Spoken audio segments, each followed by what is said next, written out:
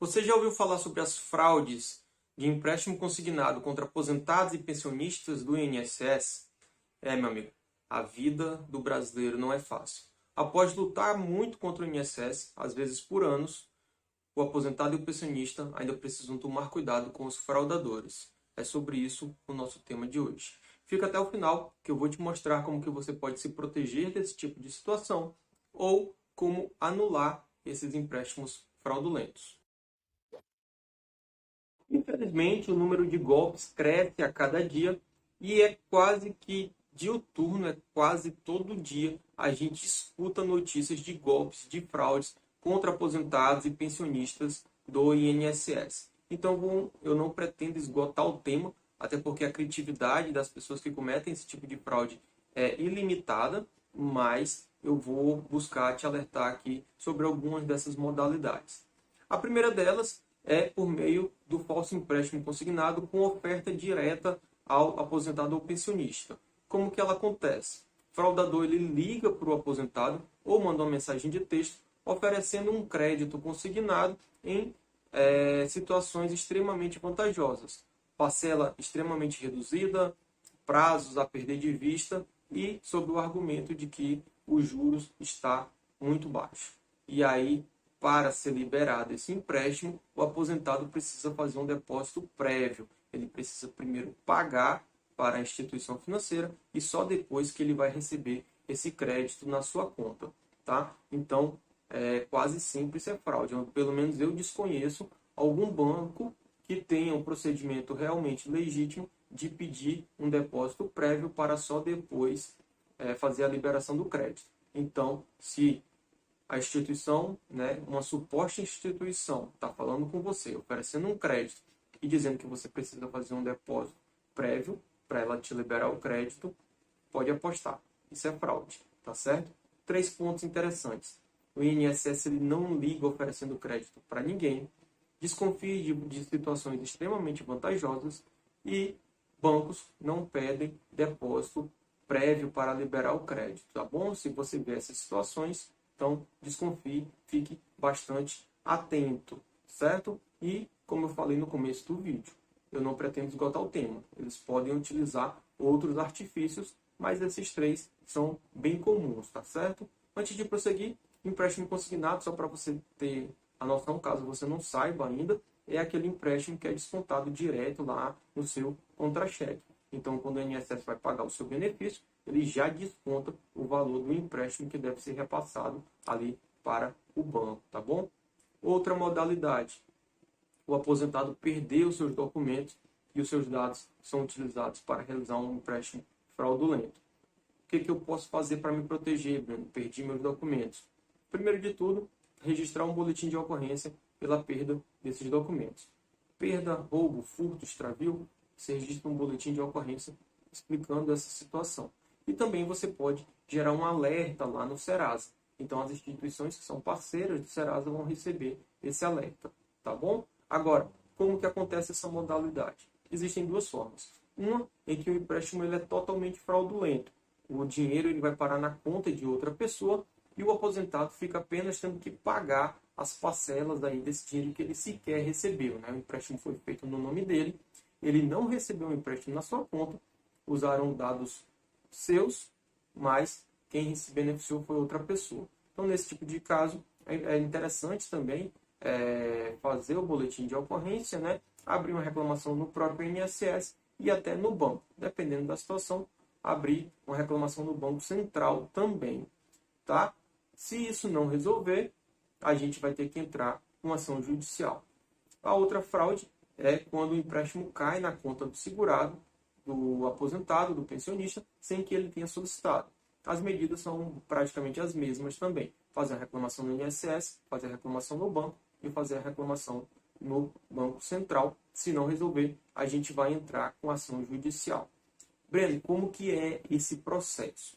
Então vamos lá. No caso em que o segurado não recebeu esse crédito, que o aposentado ou pensionista ele não recebeu esse crédito, a gente vai fazer essa comunicação no Poder Judiciário por meio da petição inicial, informando que ele é aposentado, que recebe o valor X da sua aposentadoria, que foi vítima de um golpe.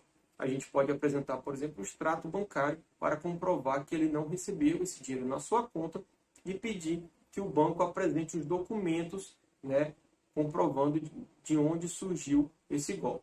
É muito comum a gente encontrar nessa situação, por exemplo, que o empréstimo foi realizado em cidade diferente da que o aposentado mora, da que o pensionista mora, muitas vezes uma cidade que ele sequer já passou, né? Esse aposentado muitas vezes nem foi nessa cidade e está acontecendo um golpe ali em outro local. Então, esse vai ser o procedimento inicial. Agora, Breno, o dinheiro caiu na minha conta, mas eu não fiz essa solicitação. Então, o procedimento também é parecido. A gente vai dizer que teve um empréstimo que ele caiu realmente na sua conta, mas que você não solicitou.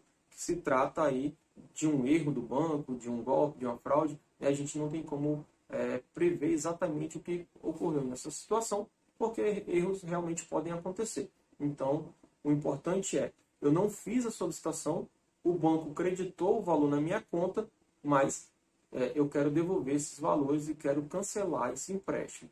E aí a gente também vai pedir para que o banco apresente os contratos e os documentos que comprovam a realização desse empréstimo. Olha só a situação que já aconteceu aqui no escritório, num processo desse tipo. O agente responsável pelo empréstimo, ele morava em outra cidade. Então, a alegação do banco era que o empréstimo foi realizado da forma correta, ele apresentou os documentos ali do nosso cliente, apresentou a assinatura do nosso cliente no contrato, né? A assinatura ela não foi reconhecida, a gente fez uma checagem ali e até era parecida, mas a gente não conseguiu identificar como sendo igual. Agora, o ponto que mais chamou a atenção foi que o agente que realizou o empréstimo não estava na mesma cidade que o aposentado. Olha só que interessante, como é que esse agente conseguiu realizar esse empréstimo, né?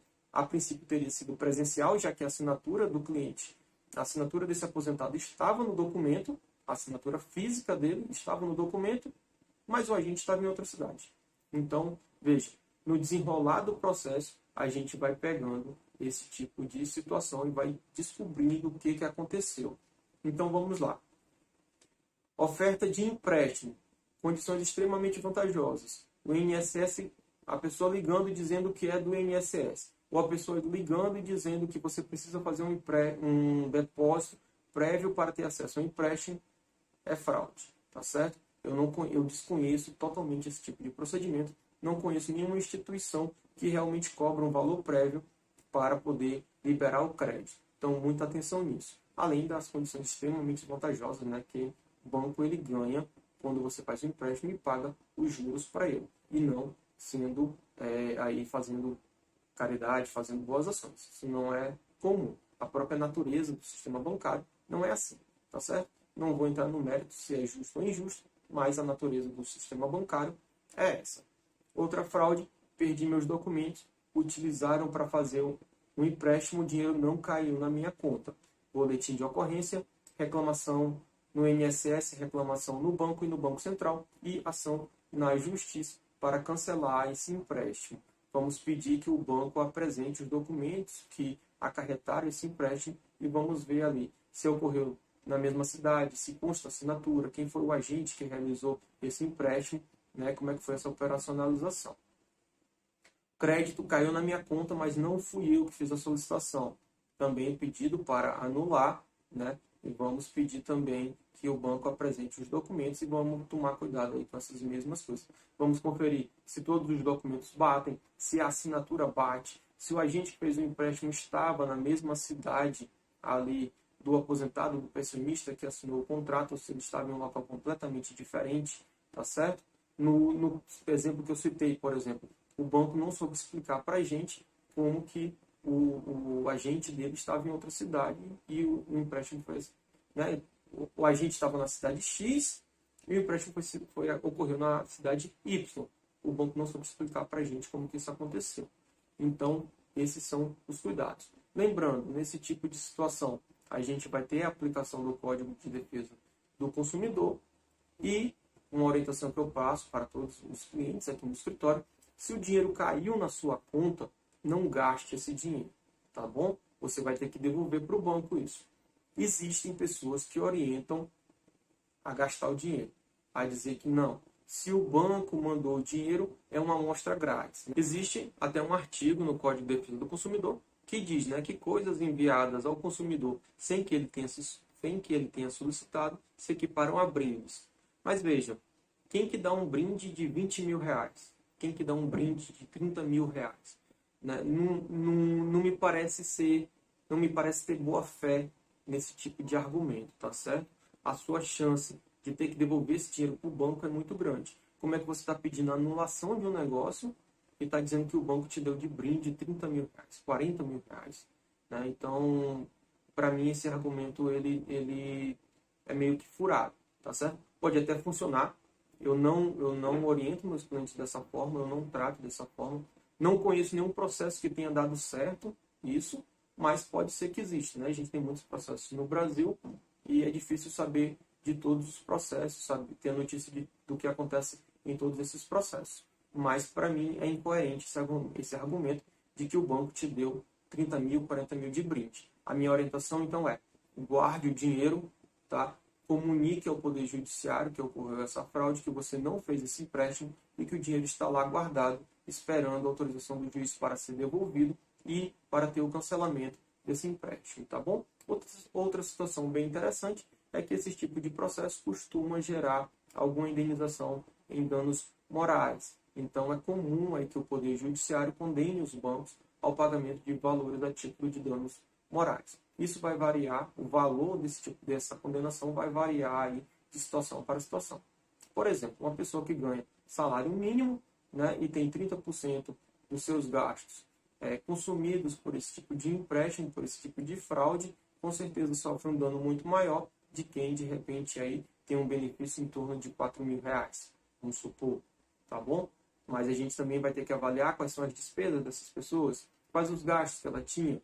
De repente, parte do orçamento dela está comprometido com gastos para a saúde. Então, tudo isso tem que ser apresentado dentro do processo para a gente conseguir definir quais vão ser os parâmetros aí para fixar uma indenização por dano moral. Então, no final desses processos, a gente pede o cancelamento do empréstimo, né, caso o dinheiro tenha caído na conta do aposentado, a gente vai dizer que vai devolver o dinheiro, que tem um dinheiro para ser devolvido. Se o dinheiro caiu na conta de outra pessoa, infelizmente, o banco vai ter que arcar com isso, né? Mas a gente vai querer o cancelamento do empréstimo. Vamos pedir a devolução dos valores já descontados no contra-cheque ali do benefício do segurado. Então, vamos supor que ele pagou, 4 meses, 5 meses. A gente vai pedir a devolução desses 5 meses. Vai pedir que essa devolução também ocorra em dobro. Existe previsão legal para que os descontos indevidos sejam devolvidos em dobro. E vamos pedir também a indenização por dano moral. Então, é dessa forma que você deve agir, né? 3 exemplos aí, 3 situações que ocorrem fraudes contra aposentados e pensionistas envolvendo a questão do crédito consignado.